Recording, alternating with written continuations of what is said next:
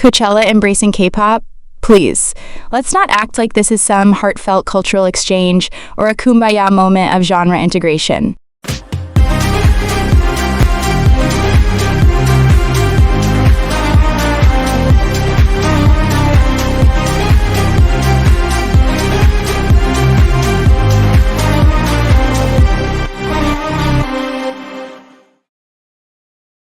Let's just say April in K-pop has been a clown fiesta in 4K. The drama? Tired. The coping? Stupid. I've seen less delusion in reality TV reunions. Like seriously, the way some of y'all ride so hard for idols who wouldn't even recognize you in a crowd of two is wild. And the idols? Baby, the self-awareness is on airplane mode.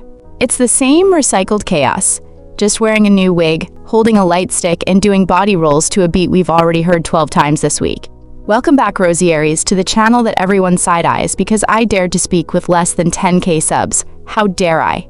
But hey, if you came here for opinions that'll send the snowflakes into a full meltdown, congrats! You've clocked in at the right place, at the right time. Let's get into the mess.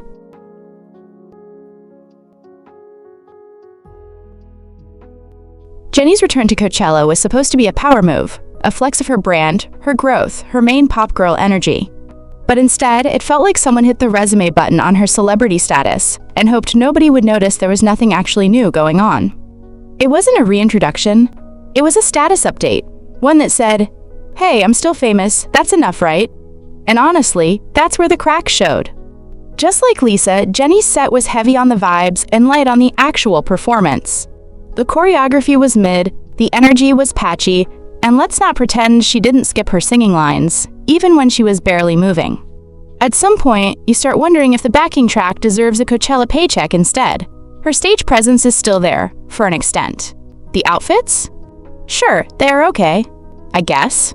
But when you're standing next to Western acts who are out here live belting, pouring sweat, and dragging mic stands across the stage like it's a contact sport, the contrast is painful. In the world of K-pop, Jennie might have passed with flying colors. But at Coachella, she looked under-rehearsed and overhyped. And the fan reactions are what we call super delusional. Calling these performances iconic is like putting a tiara on a soggy piece of bread and calling it royalty. It's not shade, it's just reality. If K-pop idols want to be taken seriously on global stages, they've got to bring more than filtered lighting and brand deals. Because once you strip away the aesthetics, what's left should still be worth watching.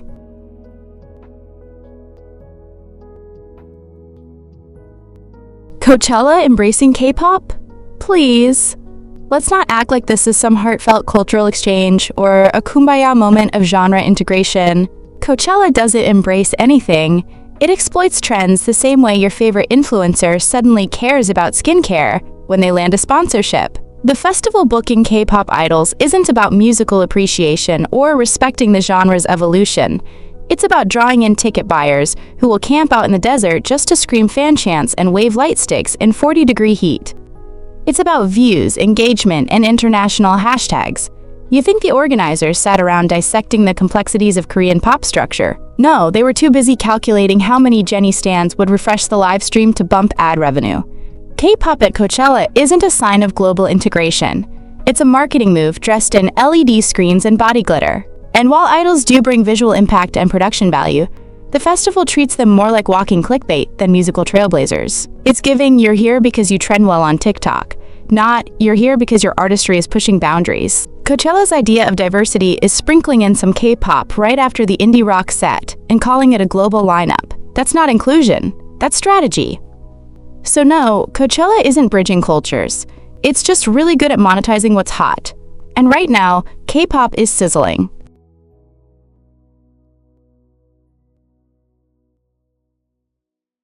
It's honestly wild how obsessed K-pop stans are with their faves being the first to make headlines. Not for doing something groundbreaking musically, but just for existing loudly. Like, congrats, your idol was the first to breathe near a Western award show, or blink on a talk show. Meanwhile, nobody's asking whether the performance was actually good, or if the song even slapped. The headline was made, and that's apparently enough to crown them the next global superstar.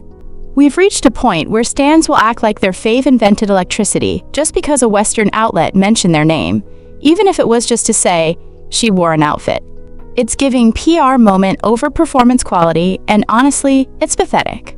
Why is this standard now about who trends first instead of who actually deserves the buzz? This obsession with headline chasing has stans celebrating empty milestones like their Grammy wins. First to get a billboard in Times Square? Icon. First to be on a talk show for 3 minutes and not perform? Legend. Meanwhile, the vocals are shaky, the choreo is half-baked, and the music? Whew! Let's not even go there. Maybe, just maybe, we should start caring more about whether these idols are bringing something of substance to the table, instead of just showing up with mediocrity and a viral press cycle. Headlines are cute, but talent is what should keep people talking.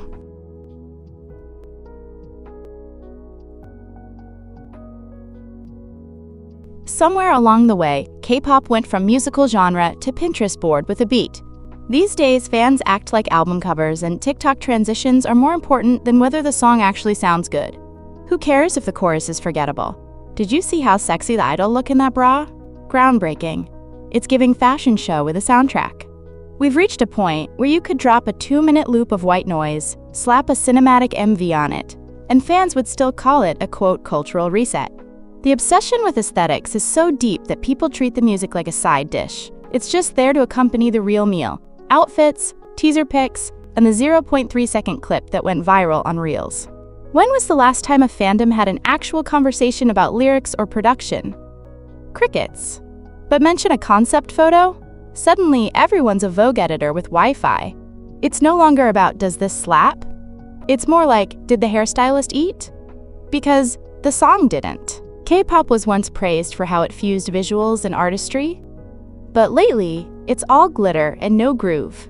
We need to stop acting like a well-lit thumbnail equals a good comeback. Aesthetic overload can't keep masking mid-music forever. At some point, we have to go back to asking the most important question: does the song actually hit? Because looking good while sounding forgettable is not the serve fans think it is.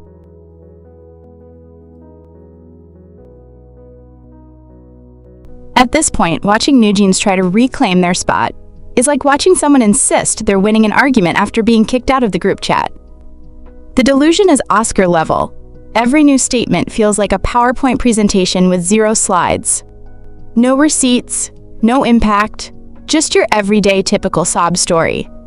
And not the good kind. Instead of bowing out with a sliver of dignity, they've gone full, we're not mad, just disappointed energy. While clearly being mad and disappointed, it's giving tantrum. And if you're still tied to a door like a Wi-Fi signal you can't disconnect from, maybe don't act like you're totally above it all. Either cut the cord or stop performing rebellion with the training wheels still on. Also, can we talk about how every update about them sounds like a recycled drama plot with no climax? Same narrative, different day, and somehow still no resolution. If they really can't stand the company or its leadership, then by all means, log out, pay the fee, and move on like grown professionals. But dragging this out like a K-drama with no second season? It's not giving. At this point, the public's not even mad, just tired. Let's wrap this up, girls. We've all got better things to do than babysit a bunch of entitled celebs throwing tantrums every time they spill their oat milk, and realize the world doesn't revolve around their designer shoes.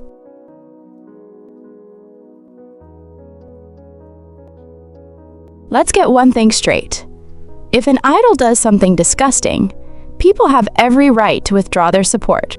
Nobody owes your fave forgiveness just because they pouted in an apology video with sad background music and a strategically placed tissue. If the apology feels faker than a comeback teaser at 3 a.m., victims are allowed to say, nah, try again. But no, here come the stans, ready to do mental gymnastics that would put Olympic athletes to shame. Y'all defend these grown adults like they pay your rent. You don't know them, they don't know you, and if you vanished off the face of the earth tomorrow, they'd still be at the airport doing finger hearts in Dior. Please stop embarrassing yourself over someone who wouldn't even retweet your missing poster. It's not cancel culture, it's accountability. Actions have consequences. And fans aren't obligated to stand by someone just because they once winked into a camera. If your fave messed up, that's on them, not the people calling it out. So yeah, Take your parasocial cape off, let people react how they need to, and stop acting like you're legally married to someone who probably doesn't even run their own Instagram.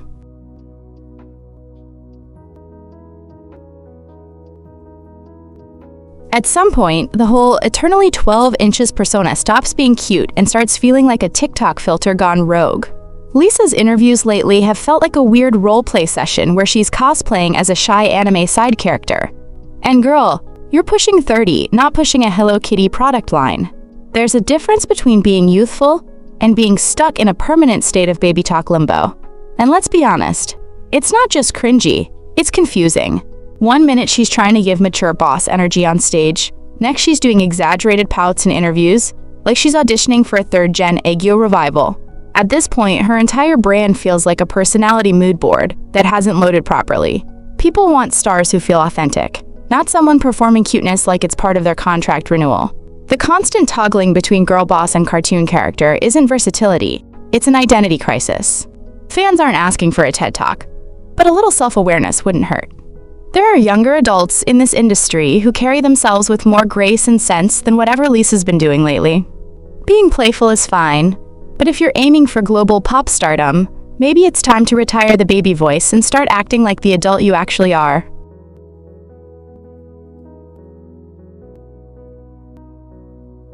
Yeah! Because there's something deeply comical about watching K-pop agencies yeet their groups onto international stages like it's a clearance sale at a luxury mall. MTV? Coachella? Lollapalooza? Next stop. Someone's backyard barbecue if it has a crowd. The desperation for Western validation is real, the pinnacle of absolute bullshit. But here's the problem.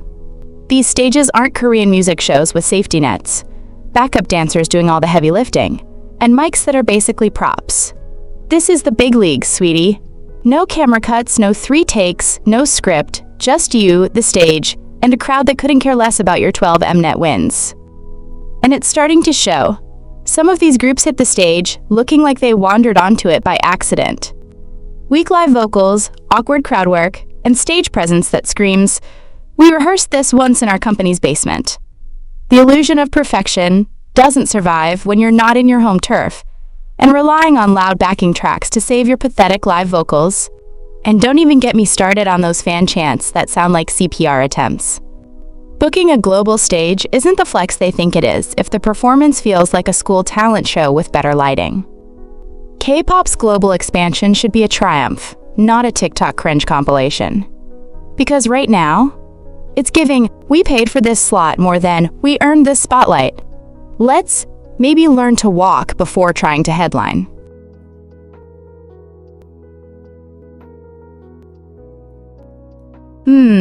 The classic case of post-Coachella syndrome, where suddenly the stage that once showcased legends is now the ultimate proving ground for mediocrity. But sure, let's keep pretending that every K-pop group who stumbles onto that glittery stage is an instant legend. Apparently, just being there automatically earns you the title of historic performance, regardless of how many moments you spent awkwardly glancing at the monitor or not hitting a single note. It's like the fanbase equivalent of a participation trophy, right? Everyone's jumping on the hype bandwagon, calling sets iconic or game-changing, even though they were more like a loud background noise that only the most dedicated fans could recognize. You'd think they performed the greatest concert of all time with a fire-breathing dragon flying in the background, but no, it was just another day of questionable live vocals and choreography that had more missteps than anything else. And let's not even get started on how exposure is now confused with actual talent. Just because you're gracing Coachella's stage doesn't mean you're suddenly a musical virtuoso. In fact, it almost feels like the more you bomb, the more the fan base latches onto the performance as a, quote, cultural milestone.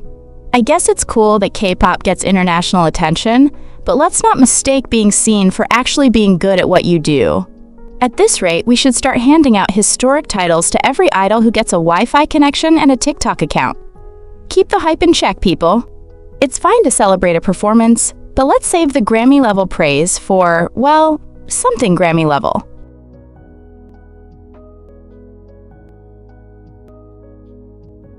Absolutely. Let's talk about the fashion crisis plaguing K-pop, the recycled stylist industrial complex. At this point, it's giving Ctrl+C, Ctrl+V with a side of glitter. These poor idols are being held hostage by the same 3 stylists who clearly peaked in 2017 and never got the memo that leather pants aren't a personality. If I see one more group walk out in mismatched tartan, mesh sleeves, and Doc Martens like it's some revolutionary concept, I'm calling fashion CPS. Seriously, how are we still cycling through the same tragic, edgy, but safe formula? Why does every dark concept look like Hot Topic got raided during a power outage? I'm convinced some stylists think "let's make it fashion" just means slapping a chain belt on anything that moves. And don't get me started on the girl group uniforms. It's like there's a secret black pleated skirt shortage and one supplier is holding everyone hostage. The solution? Force these stylists to rotate, like K-dramas rotate love interests. One comeback, you're styled by someone who lives on Pinterest. Next comeback, you're in the hands of someone who thinks clashing textures is haute couture. At least then we'd get some variety. It's not about chaos. It's about liberation from monotony. Imagine your faves looking fresh every era, instead of just switching shades of the same outfit. Aesthetic whiplash is better than aesthetic snooze fests. Switch it up. Get weird. Let your idols breathe outside of those leather leg prisons. Fashion should be fun, not a never-ending episode of Fashion Faux Pas Idol Edition. Oh boy, peace in K-pop? Never heard of her. Between idols doing the most and stans acting like unpaid PR managers, I'm exhausted. Anyway, if you made it this far without rage throwing your phone, congrats, you're built different. Go ahead and like, subscribe, and slap that notification bell like it owes you money. This is Rosie Reard signing off until the next chaos cycle. Bye!